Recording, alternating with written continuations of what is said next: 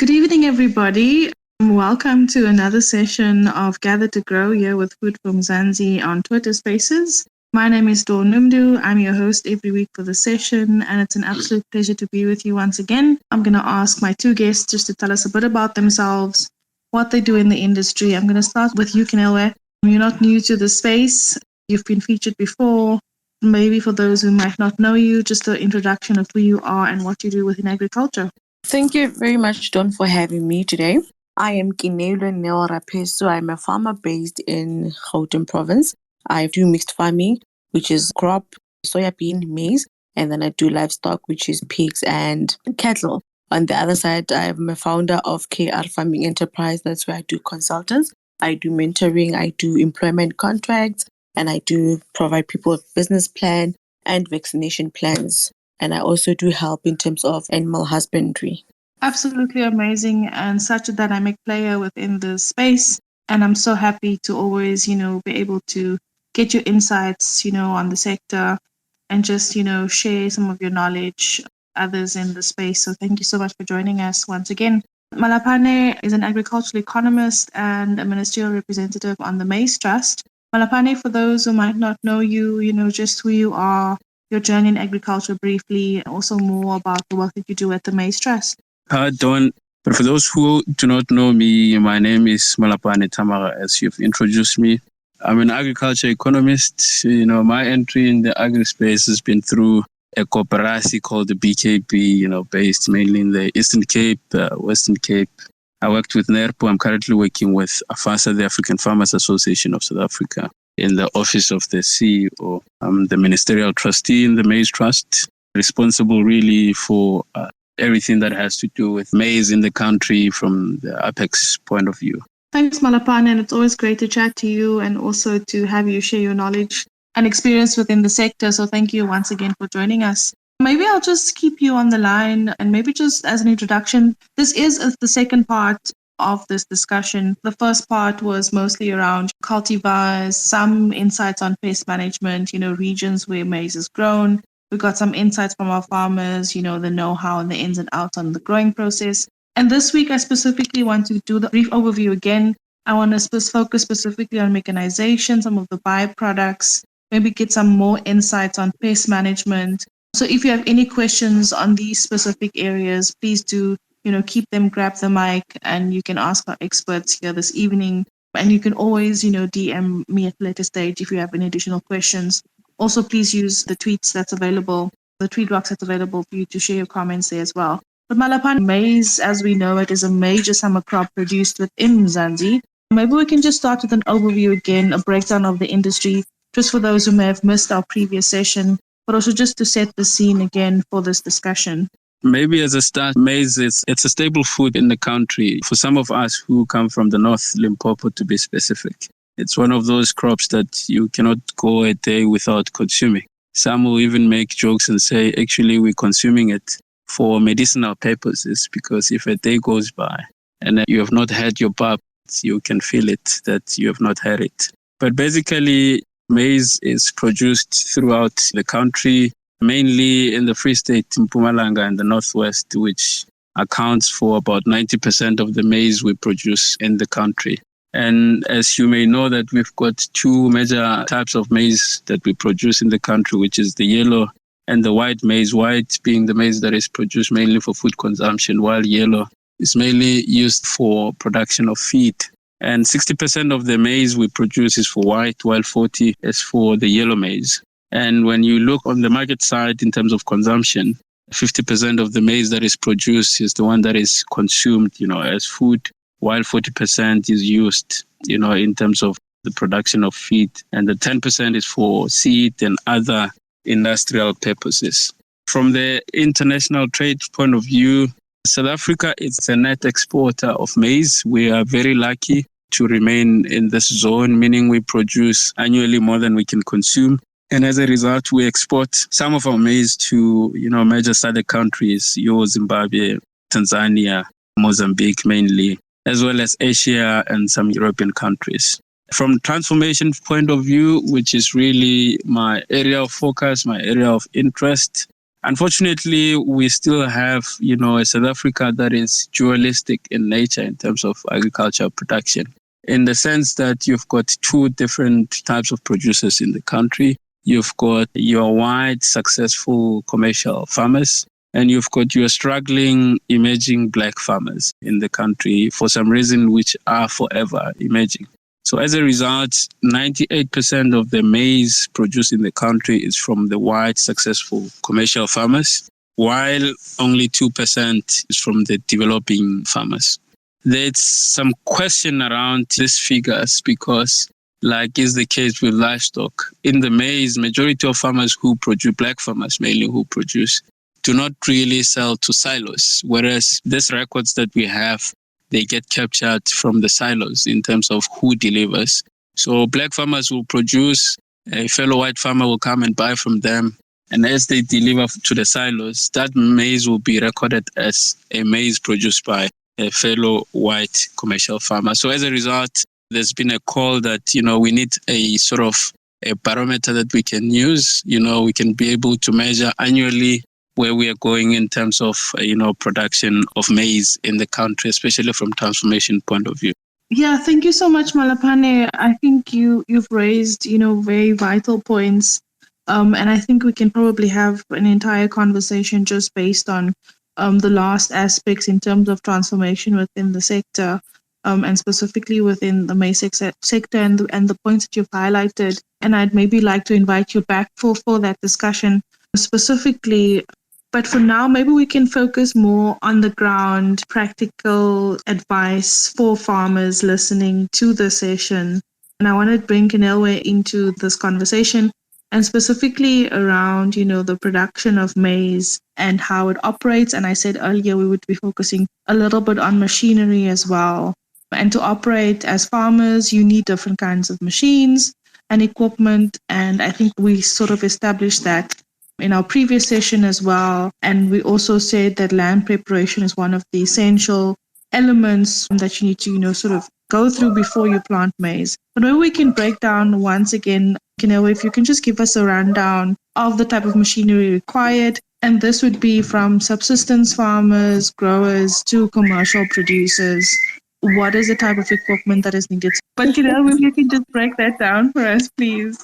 Before we even come to commercial farmers, the type of equipment, because they're very well equipped. From small scale farms, back at home we used to farm. I come from Limpopo originally. We used to farm on communal land given by the chief, and we only had cows and a plower just to plant. And then we'll follow the plower behind by throwing the seed. So back then we didn't have a tractor. But right now, a tractor is the most important investment on any farm. It carries every equipment on a farm, and it also depends on the size.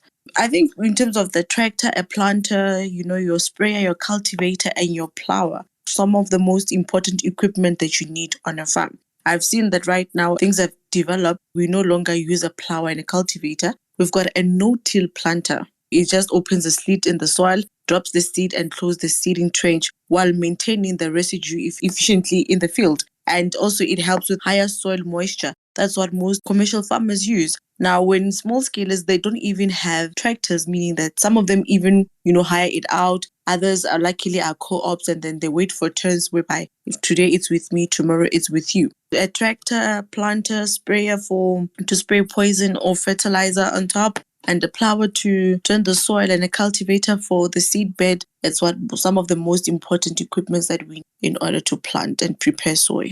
And just on that point, how difficult is it to access this equipment if you're not able to afford it yourself? How does it work? And are there ways around it? I think you just highlighted one of the ways. But if I'm a new farmer and I'm looking to plant maize, who do I approach? Who do I speak to? If you can just give us that advice as well. Equipment is very expensive.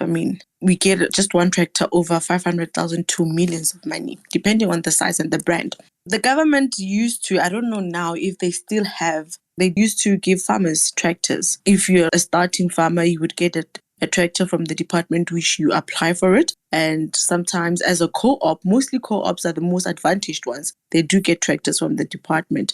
But the disadvantage is that it won't come at the time that you want to, because someone will also be busy planting. So the rotation of it and the maintaining of that tractor causes a lot of conflict. There are people who are hiring out machineries.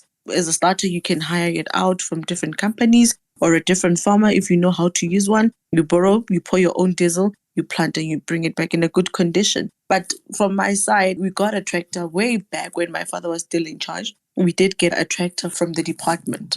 Thanks, Ginewe.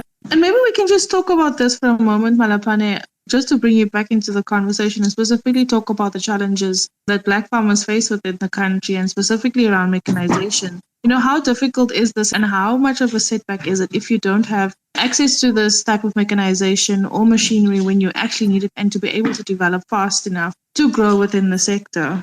Mechanization is really one of the key inputs that, every farmer needs to really get to produce to the optimum. And luckily, there had been, like Kinelo was saying, a number of donations of tractors to farmers in the country. Unfortunately, what has been missing around that, it's the sustainability of those, mechanizations that shared with farmers. You will notice that sometimes they are being given to farmers to score some political scores. Just before you go to elections, they will be shared with farmers, not really having anything in place in terms of institutional arrangements. So I will invite farmers who are interested to see how other farmers are doing it. That's what is called, the FSPU, the Farmer Support Producer Units that are, driven by the department, the former agri-parks. And there are a couple of farmers in the country that are doing it very well. In the Eastern Cape,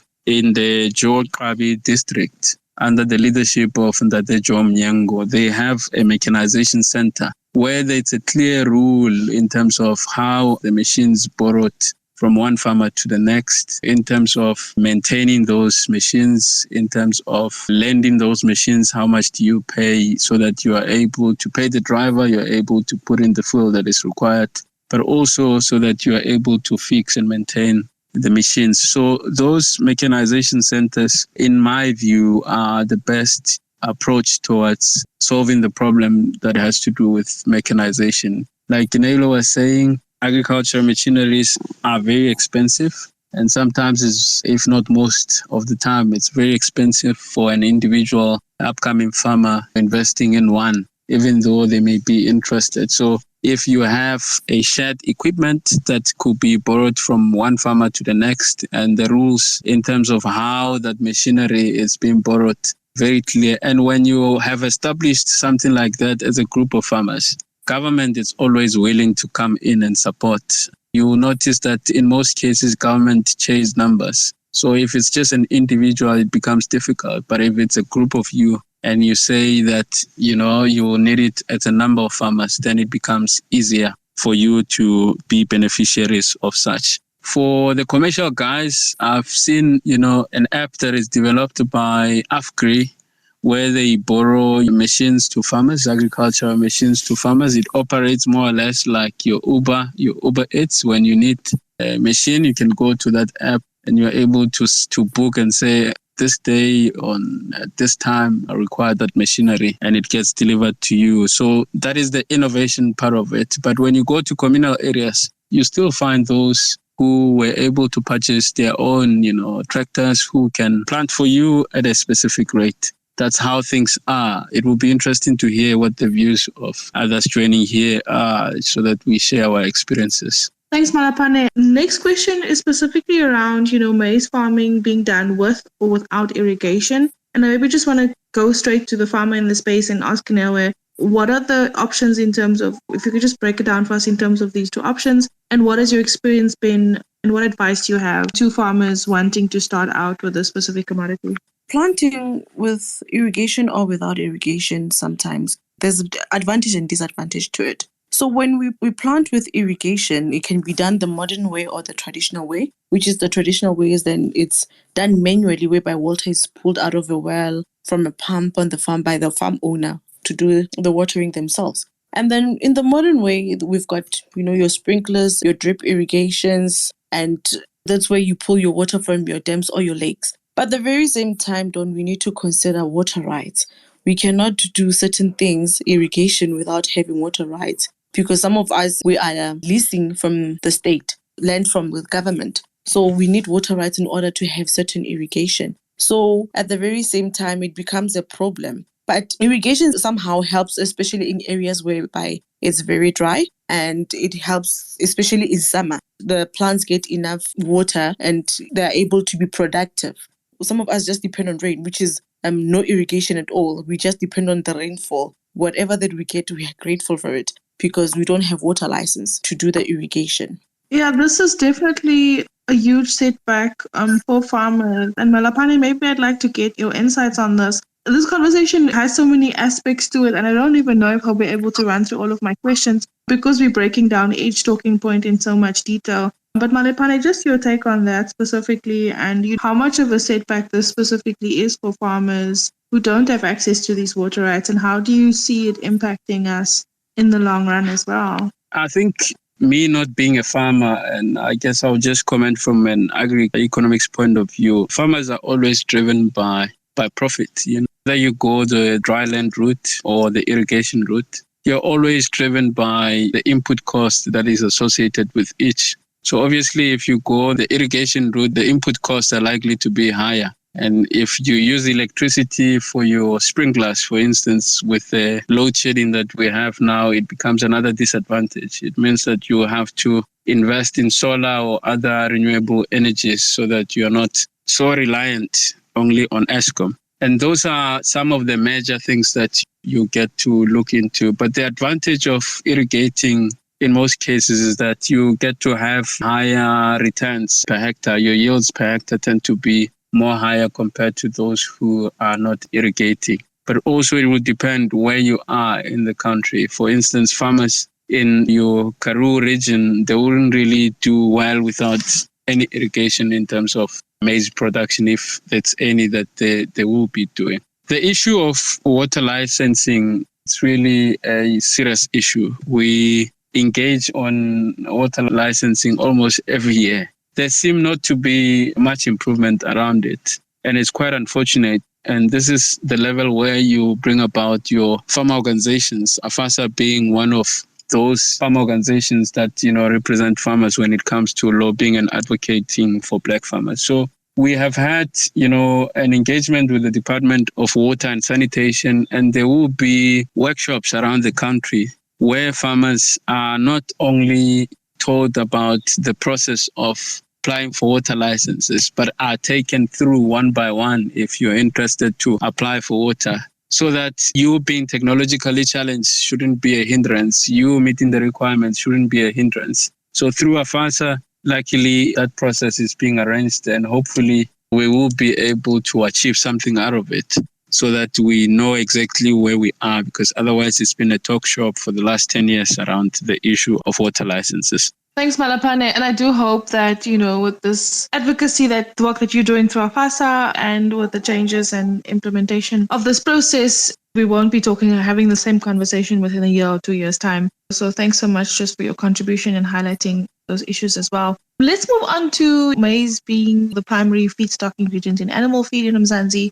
And I think we highlighted, just how much of a percentage that is. You mentioned 40% being used for feed. What's the process farmers follow to sell their maize to feed mills? If you can just break that down for us, Malapane specifically talking about the contribution of black producers and how that's looked at within the country, maybe specifically for someone who is producing, that process looks like in Elway. I think farmers will be better positioned to really engage on that one on the basis of their experiences, because sometimes there's always a difference between what is written and out there versus the reality. But firstly, a farmer will have to make an arrangement with a silo so that come the delivery time or the harvest time, they know that they are expecting maize from that specific farmer. Unfortunately, during harvest, we receive so many calls of farmers saying they want to deliver at this specific silo, and unfortunately, they are being turned down. And in most cases, I guess it's because there had not been prior arrangements that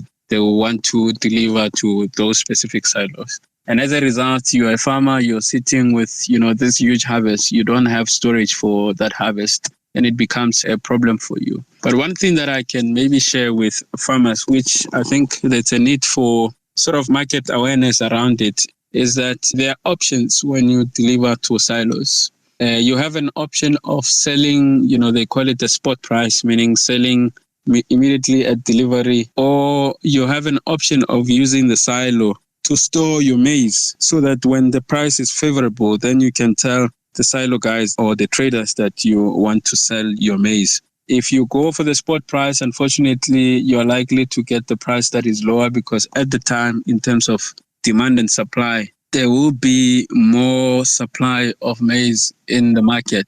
Therefore, the price is likely to be down. If you are to sell later on, there are also disadvantages. The price may be likely higher, say in winter season, just before you harvest. But at the same time, there are some storage fees that you incur for you to keep your maize at the silo. It will depend as per what rate, they will be charging you. They differ from one silo to another.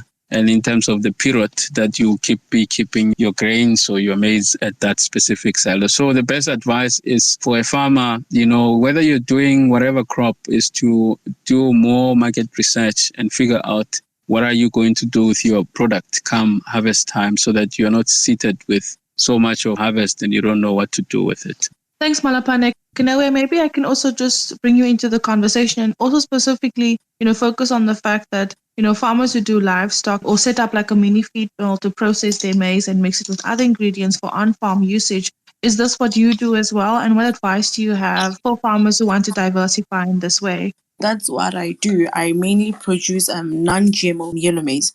I do have a contract with a feed maker whereby I need to meet their requirements. Let's say they want 200 tons of maize from me, and then I provide them every year with 200 tons at a certain price. We agree on the price. We don't agree on the market price. We set our own prices. If I'm saying I want to sell 5,000 per ton, we agree on that, and then we sign the contract. I just have to make sure that I meet the potential hydrogen balance, and that's all. And then I meet their tanks as well. But on my farm, after producing for the feed maker, there's still some left on my farm that I also plant my own grass, and I just add another few ingredients, and then I mix everything on the farm, which is somehow for me cost effective, but also labor intensive. And at the very same time, when you mix your ingredients, you need to be able to measure correctly and not put too much of a certain ingredients. Sometimes you put too much urea in the mix and that affects your cow. And then sometimes you put too much of maize, too much bloating, and then you don't know how to handle it. Some of them pass away. So I do store some maize on my farm, and then I make my own feed. I learned how to from the very same feed maker that I'm supplying. They taught me how to measure in terms of percentages and how to mix everything for myself. And then after that, I store in bags of tanks, and then we feed to the cows and pigs on a daily basis. Thanks, Kenewe. Thank you so much for sharing your insights and also just your experience on farm level. Let's focus more on the other byproducts originating from the processing of maize. I'm not sure if you focus on this, but maize silage, any advice on how to process it if someone wants to start? I think you broke that down. I'm not sure if you're focusing on a commercial level. I think some of our other commercial producers are not able to join us for this session, but maybe your take on this as well. I'm not really focusing on that because it's just for my farm only. And I'm not even on a commercial level because you have to meet certain requirements before you produce feed and sell it to other people, because sometimes if it's not tested before you provide that feed to others, it can be a problem. What do? I sell bales because I make Smithsvinger, and I do bales. And then for people who want Smithsvinger bales, we supply them, we deliver to them. Malapane, do you have any insight on this specifically?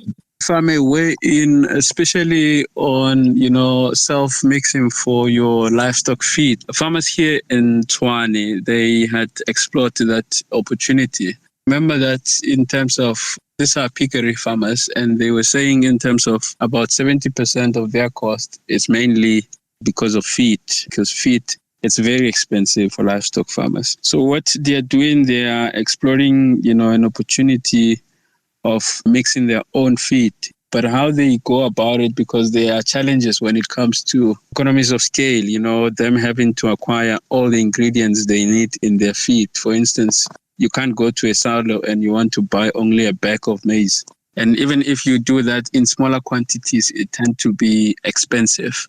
So they come together as a group of farmers and they buy bigger quantities of the ingredients they'll need in their feed mix. and then they mix and share as per whatever that they have spent in purchasing the ingredients, as well as the labor that has to do with the mixing of the feed. So that will be something that, other farmers can explore. Whenever we engage farmers, I always say, you are not competing with your neighbor. Actually, you are farming together. And if anything, if you work together, whether it's a mechanization center or you are aggregating your products or you are buying in bulks in terms of feed, in terms of other inputs, it tends to sort of help a lot and eliminate some of the overheads that you may incur as an individual farmer. Thanks, Malapane. That's definitely, one of the challenges often is, I think we mentioned it in our session last week. So often farmers work in silos and it shouldn't be like that. Devrel, what would you like to contribute? Question, speakers, or just contribution to tonight's session? Thanks. Your floor is yours. Hi, Don. Thank you so much. Hi, Kinelo and Malabane. I have a question. I was not here with the first session. So I wanted to ask regarding like pest control and the weeds. Before you do any cultivations whatsoever, is there a way that you do prepare the soil in order for not to have weeds and controlling the pests? I just wanted to ask on that part only. Thank you. Thanks, Devrel. Kanoa, would you like to maybe take this one? I know we covered it in the first part, but maybe just to recap on that, please. Mostly it depends on the area that you are in, whereby you are struggling with certain pests and what so not. From my side, it's just simply mere weed, and I use Roundup. It's a chemical that I use to spray on weeds, and then that's the only thing that I use. I do not struggle with pests besides when I plant sunflower and then I'll have a problem with the birds. Besides that, no worm or what so not I've struggled with. Not so far. Thanks, Kanoe. If there are any other producers in the room who could maybe, share advice with Devrel, please do share. Devrel, also maybe just like to, our first session we had, I think a few weeks ago, and it should be available on Food from Zanzi's YouTube channel, but I'll send it to you directly for that insights from other farmers that joined part one of this discussion. Now, Canelo, I don't know if I can now aim this question at you because my next question was specifically around pest management, because I know that maize leaves can be affected by various factors depending on environmental stresses, drought, sunburn, and other diseases. And I wanted to kind of run through the most common diseases in terms of leaf diseases, specifically in terms of maize in South Africa, northern corn leaf blight being one of them, common rust, grey leaf spot, bacterial leaf streak. I know you've just mentioned that you don't actually experience it, but if you could maybe just share some insights on that. Roundup is 10 million. You're referring to the price. So a tweet as well from the cult leader for food security. Nice comment there. Thanks. Kanoe, maybe just some insights on pest management in terms of that. If you have any comments, Malapane, maybe you can also just contribute your experience or some things from farmers as well. Thanks. From my side, I would say most of the things you can control before you plant, like before you put the seed in the soil. When you do your soil preparation, that is the time whereby you will see the different types of weeds that you're dealing with that you need to control. That's why I use Roundup, because I've got so many type of weeds and they're very strong. So I use Roundup. It helps a lot. In terms of, and also we have suffered from sunburn just here and there because we have received generous amount of rains. So sometimes it gets a bit moist on the ground and then it rots. We don't get the amount of yield that we want because of that. So, but in terms of pests, honestly, I don't want to lie. I have never struggled. I have never dealt with diseases, worms within the corn or what so not. For me, it's simply a lot of wheat that I need to deal with. Thanks, Kanoe. Malapane, maybe just your advice to Devrel, anything that you can maybe refer her to, any resources that you could refer her to be able to deal with weeds, and also maybe just some insights on some of these common diseases and that farmers deal with on a daily basis. Don, I'll be really lying if I say I have an opinion. Really, that is really not my area at all. But if anything, I can comment from some of the work that, the Maize Trust do around the issues that related to what we have just spoken about. The Maize Trust, annually spend around 66 million rand in reinvesting into the industry. And around, 37% of that is reinvested towards research that has to do with pest management, that has to do with diseases and all that. And in the recent, session that we had, I brought about something that I think I should share here, given that we are likely to be joined by either students and other fellow researchers or agronomists from different part of the country. That 25 million rand, unfortunately, tend to just go to your former white universities, your UP, your Stellenbosch, your University of Free State, and here and there, your University of the Northwest. And as a result, you find that the research that is undertaken, it has got nothing to do with the transformation part that I've spoken about earlier on. Because some of the solutions that are proposed on the basis of those research get towards, your commercial farmers. They can only be afforded by your commercial farmers, whereas if you have more of your University of Forte, your University of Vembe, and the University of Limpopo, maybe partaking in some of this industry work, I find them to be very divorced from what is happening in the industry. You have solutions that really get towards development or get towards small scale farmers, which we don't really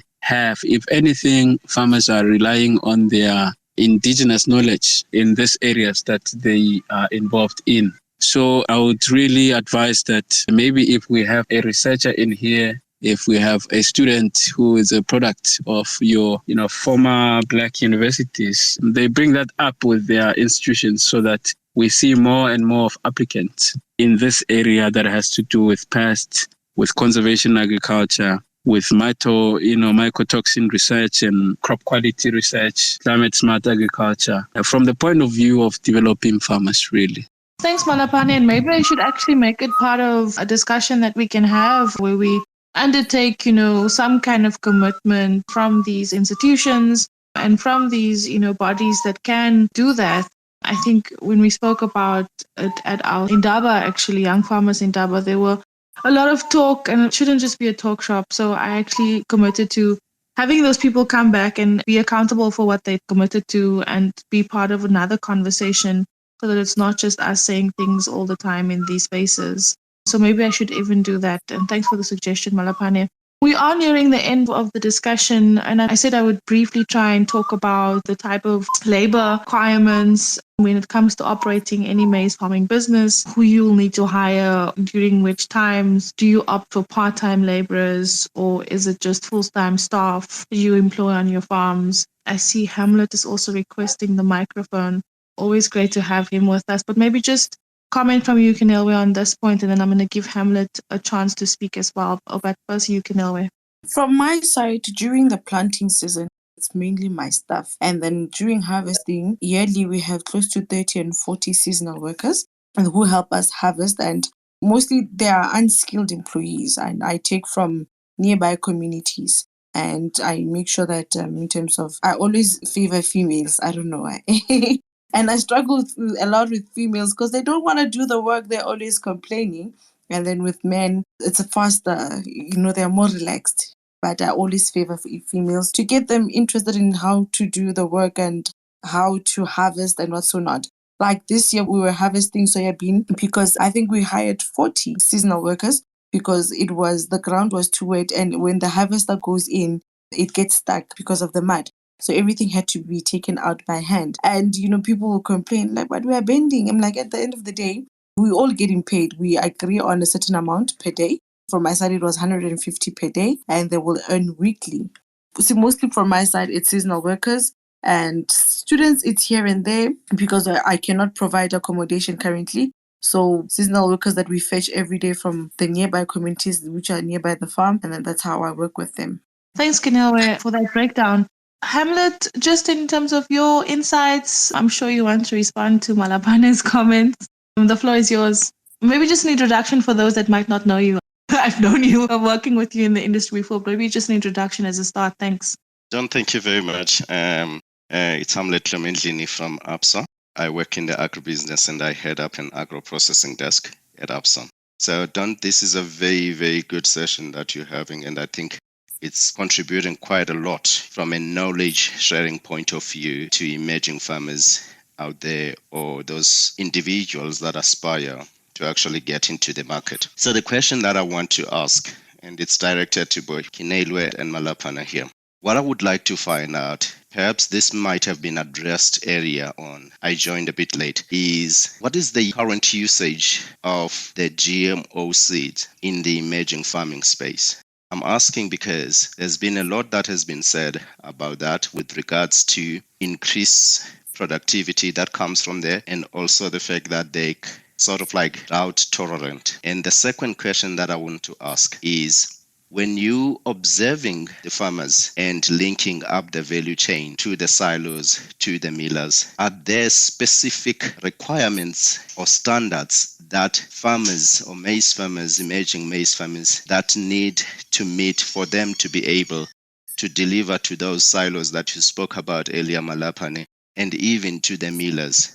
And how easy is it for emerging farmers in this space to actually meet those standards? I think that is very important to share. Thank you so much, Hamlet, and always great having you in the space. And thank you so much for your contribution. Malapane, I think you touched on this earlier, so maybe I'll give you the floor first, and then Kenel, just your inputs as well. Thanks. It's good to have Hamlet. I know Hamlet very well. It's a former classmate of mine. We come a long way, so it's good to really have him here. Just a quick response on the GMO use. From my observation, it's more and more prevalent of farmers. There will be few, if any, who would say that they are producing non-GMO, crops, because in most cases, farmers use seed as they come, and majority of the seed suppliers, they are more geared towards GMO because it tend to favorable in terms of the quality of the crop, the harvest, in terms of the yields. There's more and more of farmers who are geared towards the GMO. The only question maybe that farmers, or the challenge that farmers tend to struggle with, is getting the right seed for their area, because that requires lots and lots of preparation and knowing what seed can be complemented with in terms of other inputs, your soil testing and knowing what you have to put in your soil.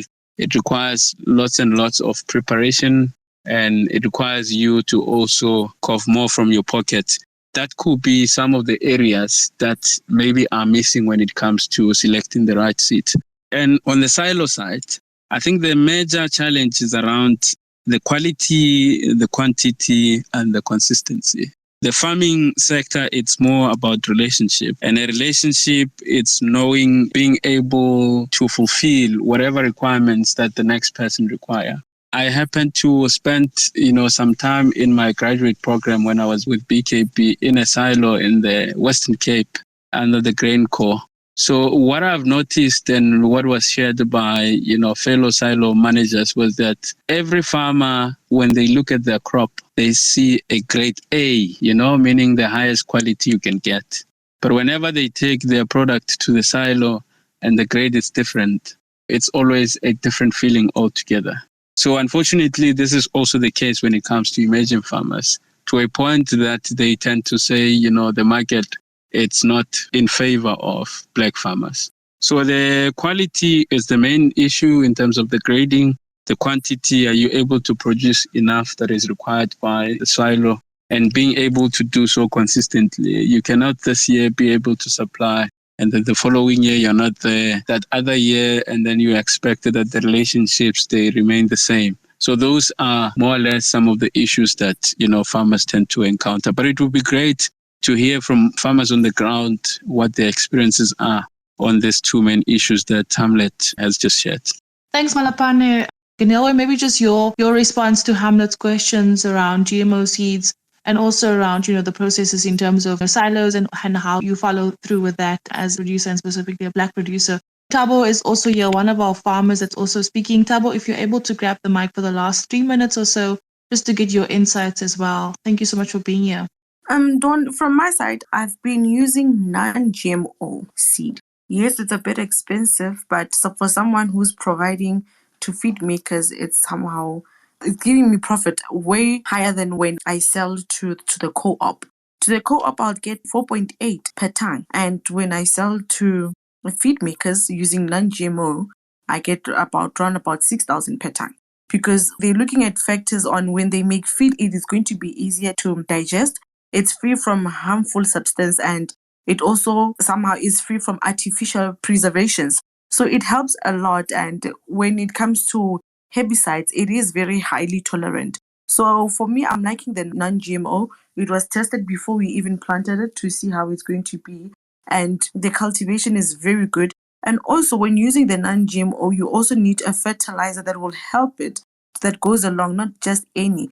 That's why sometimes it's important to do soil testing, to know the type of seed needed on your farm, the type of fertilizers, the type of poison that you need to use, instead of just buying seed and buying any fertilizers that will not be accommodated by your soil. And in terms of silos, honestly, I would say somehow for farmers, silos can be a disadvantage, because in terms of grading as well, like Malepani said, when you get to silos, they look at your grade. Sometimes the grade will be very good. You'll get the amount that is needed. And according to your eyes, it will look perfect. But when you get to the silo, they will be measuring like 3.5 per ton. Also, I think one of the things that is affecting us is the distance from our silos. Luckily, I'm 5 kilometers away from Senves. Senves is my nearest silos. I'm 5 kilometers away from it. Now, imagine someone who has a lot of maize and is about 20 to 30 kilometers away from it. Now, you need to calculate the cost to and from the silo. So also, there's so many things to consider. If you're going to, when you sell to silos, I would say, let me say this, Dawn, we are disadvantaged, especially as farmers. I know a few farmers from my area who prefer selling to the white men to take it to the co-ops for them, because when they get there, they charge them at a higher price. But when they go there themselves, they get charged at a lower price, even if their quality is still good and there's nobody to advocate for them. That's why at the end of the day, we still, when we look at records, when you look at statistics, it shows that white people are producing maize to silos more than us, which is somehow, when you look at the factors behind them, it's because of such disadvantages and discrimination when it comes to black farmers. There's a whole lot going on in this process of from taking the raw materials to the silos. I almost don't know how to respond, because I think we have such a long way to go as an industry, as a country. I think that I'm here to stay, so I'm hoping to see a lot more transformation and progressing faster as we continue to advocate. And I think it's absolutely important to continue having these conversations and to highlight these issues within the industry. I see our farmer was going to join us a little bit earlier, who was traveling. He was on the road traveling from work, has now requested the mic. Tabo, maybe just as an introduction, to you and your farming business.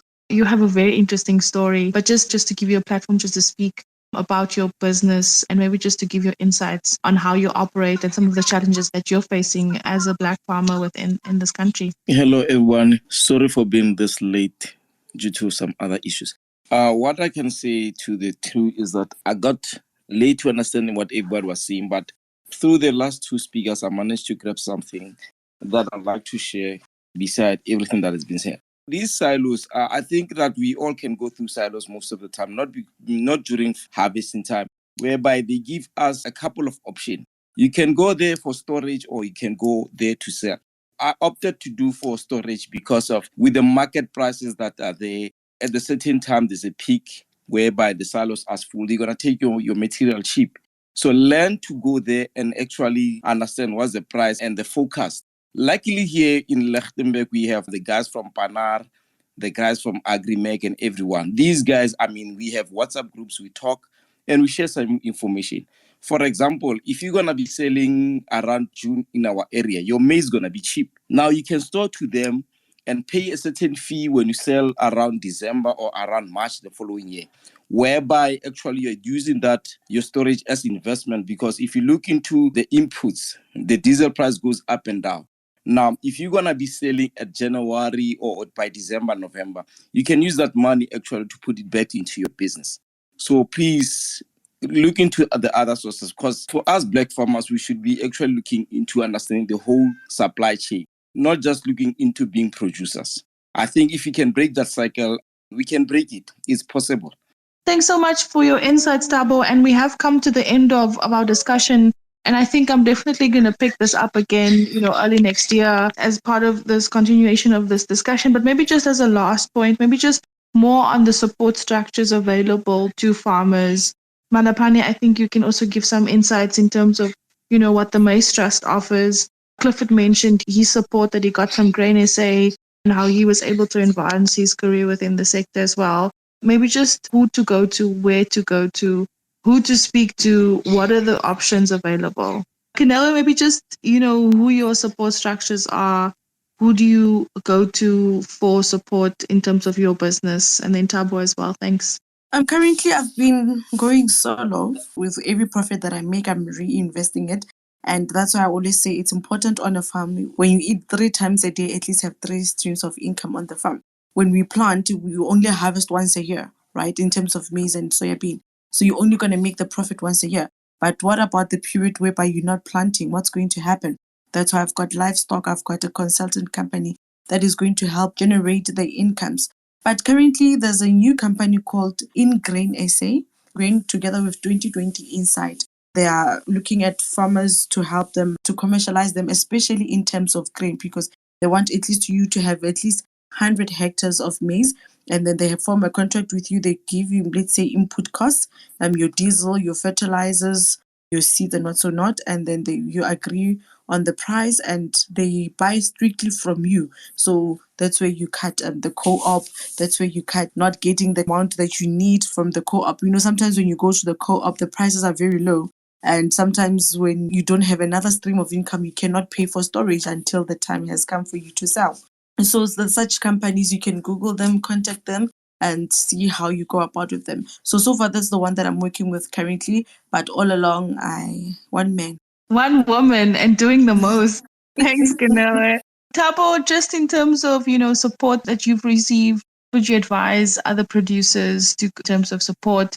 Who can they go to? Who can they turn to? The first platform that you need to do is just to understand where your area is and understand all the agronomists around that area. For example, in my area, I've befriended everyone from Panar to Northwest Koparasi because as much as we come here, farming is it's one community, and if we all can benefit from knowing from each other. I'm a member of AFASA. I'm a member of Green SA, whereby the newsletters Agrico gave about farmers from my area some inputs because how they perform, because there are competitions around our area where the best guy, the best producer gets something. I mean, it's small, but at the end of the day, it will help you to go somewhere. But me, for example, I'm a man worker. So I've always been taking money from my pocket so that I can grow.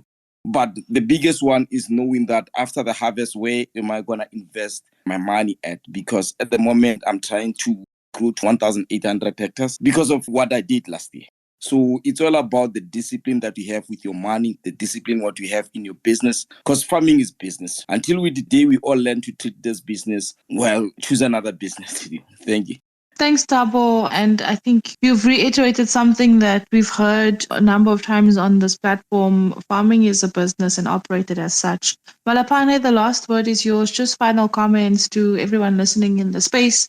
And also, I'd love to invite you guys back for part 3. I definitely think that there are other areas to cover on this topic, but maybe just a final comment from you, Malapane. No, thank you so much, Don. I must applaud you and your team for the great work that you do for the industry, the value you add to the industry, especially your real focus on the emerging farmers is really appreciated. We're learning a lot from one another through these engagements, and let's keep them going. It's tough, takes a whole lot from you to have to do all this work even at around this time. We really appreciate it, and we look forward to more other engagements in the future. Thanks, Don. Thank you so much again to everyone for joining, for contributing to this conversation, and all the best with load shedding and how that affects your farming businesses. Everything of the best, and have a great evening further.